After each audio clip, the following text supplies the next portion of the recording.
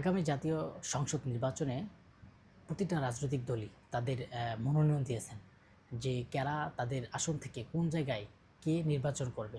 সেটা কিন্তু বিশেষ করে জামাত তিনি অনেক আগে দিয়েছেন। বিভিন্ন ইসলামিক আন্দোলন এবং গণ অধিকার পরিষদ বিভিন্ন রাজনৈতিক নেতারা তারা কিন্তু একটা সবুজ সংকেত দিয়েছেন রাজনৈতিক নেতাদেরকে মাঠে থাকার জন্য। এরই মধ্যেই আপনার এই বিএনপির নেতাকর্মীরা তারা তাদের গুলশান স্থানে যে বিএনপির চেয়ারপারসনের কার্যালয়, সেখানে কিন্তু তারেক রহমান বিদেশ থেকে ভিডিও কনফারেন্সের মাধ্যমে এবং তারা দিক নির্দেশনা দিচ্ছেন যারা আগামীতে জাতীয় নির্বাচনে এবং সংসদ পদপ্রার্থী এবং এমপি প্রার্থী তাদেরকে অনেক নতুন দিক নির্দেশনা দিচ্ছেন। আপনারা জানেন অনেক জায়গায় যে এক জায়গায় সংসদ, সেখানে বিএনপির 4-5 জন প্রার্থী আছে এবং তাদের ভিতরে একটা কথা স্পষ্টভাবে তারেক রহমান বলেছেন যে দেখেন, যদি আপনারা এক না থাকেন এবং বাংলাদেশে এই আগামী জাতীয় নির্বাচন এটা কিন্তু বহুল আলোচিত এবং বহু মানুষের প্রেক্ষিত এবং গণতন্ত্রের অধিকার প্রতিষ্ঠা অনেক দিন পর একটা নির্বাচন হতে যাচ্ছে। যেই নির্বাচনে বিএনপির ভিতরে কোন্দল সৃষ্টি হোক এবং বিএনপির ভিতরেই একটা মারামারি সৃষ্টি হোক, এটা কিন্তু বাংলাদেশের মানুষও চায় না এবং আমি ব্যক্তিগত পক্ষ থেকেও চাই না। এটাও কিন্তু তারেক রহমান বলেছেন।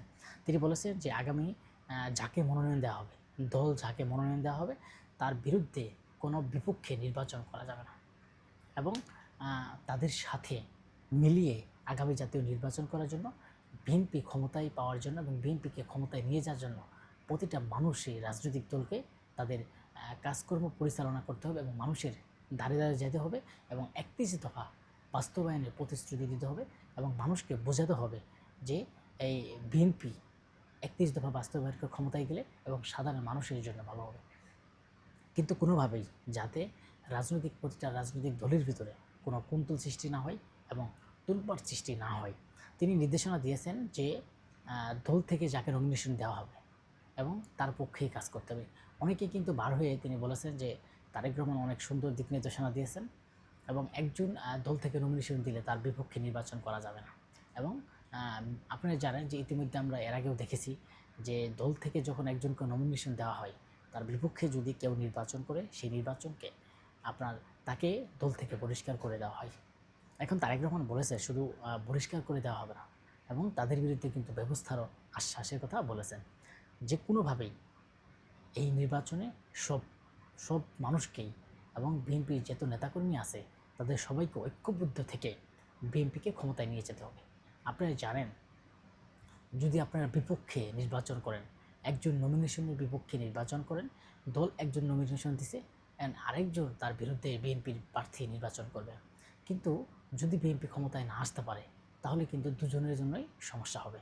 আপনারা জানেন, আমরা দেখেছি যে আওয়ামী লীগের ভিতরেও কিন্তু এরকম কুন্তল ছিল এবং বিভিন্ন রাজনৈতিক দল সেখানে আসছিল এবং এক জায়গায় থেকে 10টা-15টা প্রার্থী পর্যন্ত আওয়ামী লীগের ছিল, কিন্তু তারা নিজেদের মধ্যেও একটা প্রতিযোগিতা সৃষ্টি করেছিল।